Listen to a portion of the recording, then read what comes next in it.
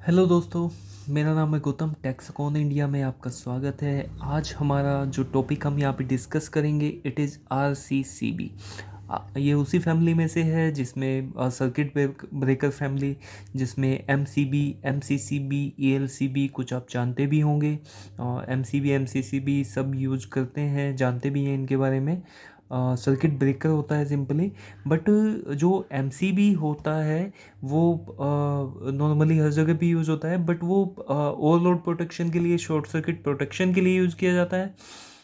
But अगर हम बात करें कि जैसे किसी को शॉक लगा कि भाई ये किसी को लाइव वायर को टच कर लिया, ठीक है, या कहीं पे गलती से कुछ टच हो गया, ठीक है, तो क्या करंट लग जाता है। तो उससे अगर हम ये चाहते हैं कि भाई घर पे किसी को भी कुछ डेथ वगैरह ना हो, इंजर्ड ना हो, है ना, तो उस चीज़ के लिए ह्यूमन लॉस से बचने के लिए हमें क्या करना पड़ेगा, RCCB का यूज़ करना पड़ेगा घर में। अगर ये घर में लगा हुआ है और बिल्कुल ये ओके कंडीशन में है तो कोई दिक्कत नहीं आने वाली। अगर किसी का हैंड टच भी होता है तो ये क्या करेगा, ट्रिप कर जाएगा उसी टाइम पे, ठीक है, राइट। तो अब इसे समझ लेते हैं थोड़ा सा, ये कैसे काम करता है। बड़े काम की चीज़ है भाई, सभी के घरों में ये होनी चाहिए RCCB, राइट, ठीक है। MCB तो लगाते ही हैं, बट वो बस overload and short circuit protection के लिए है, ठीक है। बट ये बड़े काम की चीज़ है RCCB, राइट। अब देखिए काम कैसे करता है।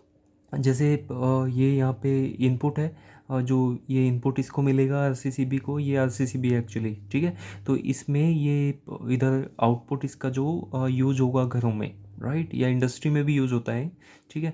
तो होता क्या है, जब करंट फ्लो होती है तो जैसे कोई लोड हम इससे कनेक्ट करेंगे तो क्या होगा, यहाँ से एक साइड से इलेक्ट्रॉन का फ्लो होगा और वो कोयल से होते हुए फिर क्या होंगे, उस लोड से होते हुए वापस आएंगे न्यूट्रल में। Suppose that this is phase, this is neutral. तो इसी तरीके से क्या होता है, आप जानते हैं अल्टरनेटिंग करंट में क्या होता है, एक मोमेंट के लिए एक साइकिल पॉजिटिव होती है, एक साइकिल क्या होती है, नेगेटिव होती है, आपको पता है। तो एक एक बार तो इधर से जाता है ये जो फ्लो होगा, सेकंड टाइम पे कैसे होगा, ऐसे होगा, करेक्ट है ना। तो अब ये वाली चीज़ सुनिए कि अगर इसके जो प्रिंसिपल ऑपरेशन है वो ये है कि जैसे यहाँ से इलेक्ट्रॉन का फ्लो हुआ, कि भाई इसने रीड किया कि इतने इलेक्ट्रॉन का फ्लो यहाँ पे हो रहा है, या हम ऐसा बोल सकते हैं कि इतनी एम्पियर या इतने मिली एम्पियर करंट का फ्लो यहाँ पे हो रहा है, ठीक है। और ये जितने इलेक्ट्रॉन इसमें गए, अब ये जब उस पाथ से होके आएंगे, लोड से होके आएंगे, तो वापस भी उतने ही इलेक्ट्रॉन आने चाहिए, या उतना ही एम्पियर करंट इससे भी फ्लो होना चाहिए। अगर दोनों सेम है, ये इनपुट से जितना करंट फ्लो हुआ फेज से और न्यूट्रल से भी इतना ही आया, तो ये वर्किंग में रहेगा, सब कुछ ओके रहेगा।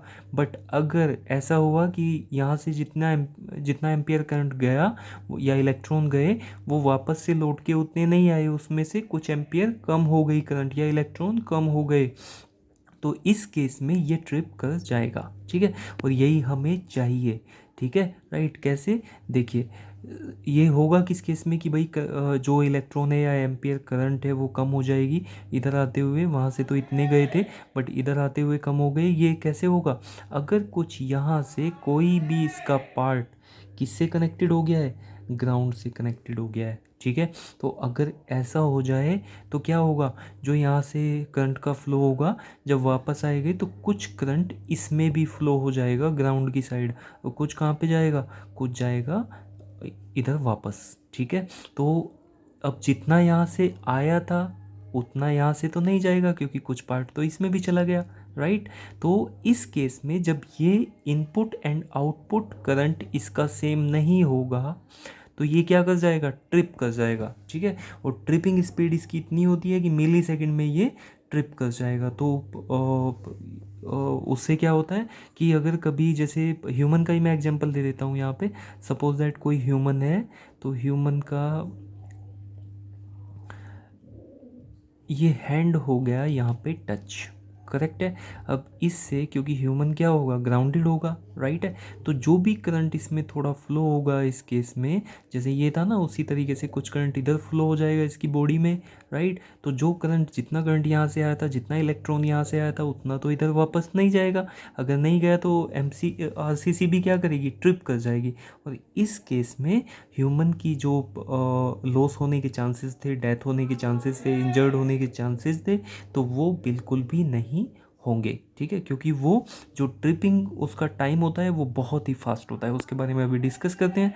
तो देखिए आपको क्या करना है। अगर आप घर में कहीं पे भी इलेक्ट्रिक जो फिटिंग कराते हैं वायर की, मीटर से होते हुए वो करा रहे हैं या आपने करा रखी है, तो इस तरीके से सबसे पहले तो मीटर लगाइए। ठीक है, और मीटर से जो दो वायर निकलेंगे वो जाएंगे डबल पोल MCB पे। ठीक है, फेज न्यूट्रल। और इसके बाद में आपको लगाना पड़ेगा RCCB। ये होता है, फुल फॉर्म आपको बताइए इसकी, रेजिडुअल करंट सर्किट ब्रेकर। ठीक है, तो इससे होते हुए उसके बाद में आप इसे घर में ले जाएंगे। जो भी आपको फ़ैन, कूलर, फ्रिज जो भी चलाना है वो सब यूज कर सकते हैं। ठीक है, राइट। तो ये करना बहुत ज़रूरी है। इसे कर लेंगे तो काफ़ी बड़ा नुकसान होने से बच सकता है। ठीक है, अब आते हैं रेटिंग पे इसकी। तो अगर आपके घर का जो लोड है वो 5 किलोवाट है, ठीक है, तो आपको, या इससे कम है कुछ भी, तो आपको 25 एम्पियर की RCCB लगानी चाहिए घर पे।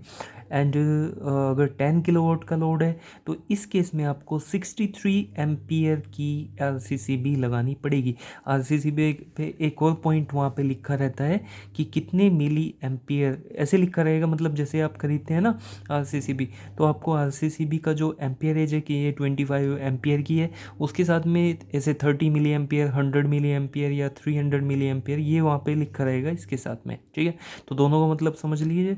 ये तो इसका है एम्पियरेज, ठीक है, राइट, जिस पे ये काम करेगी। ठीक है, दूसरी चीज़ ये 30 मिली एम्पियर, ये क्या है, ये जो करंट का फ्लो होगा ना इसमें, जो लॉस होगा हमें, मतलब जितना करंट यहाँ से गया था उतना वापस नहीं आया, उसमें से अगर इतना कम आएगा 30 मिली एम्पियर, मतलब इसमें, इस करंट में, इनपुट करंट में और जो आउटपुट करंट आ रही है, उन दोनों में अगर 30 मिली एम्पियर का लॉस हो जा रहा है, जो कि बहुत कम है, ठीक है, तो उस केस में क्या होगा, ये ट्रिप कर जाएगी। कम से कम इतना इसको चाहिए ट्रिप करने के लिए। ठीक है, इसीलिए इसका ये हाउस में, घरों में यूज़ किया जाता है। ठीक है, राइट। और भी आती है रेटिंग, जैसे 100 मिली एम्पियर, 300 मिली एम्पियर। इनका यूज़ कहाँ पे होगा, इनका यूज़ होगा इंडस्ट्री के केस में। ठीक है, राइट। और ट्रिपिंग स्पीड की मैं आपको बात बता दूं, इसका ये 30 मिली एम्पियर का अगर ये डिफरेंस रहता है input current and output current में, तो ये within millisecond trip कर जाएगा।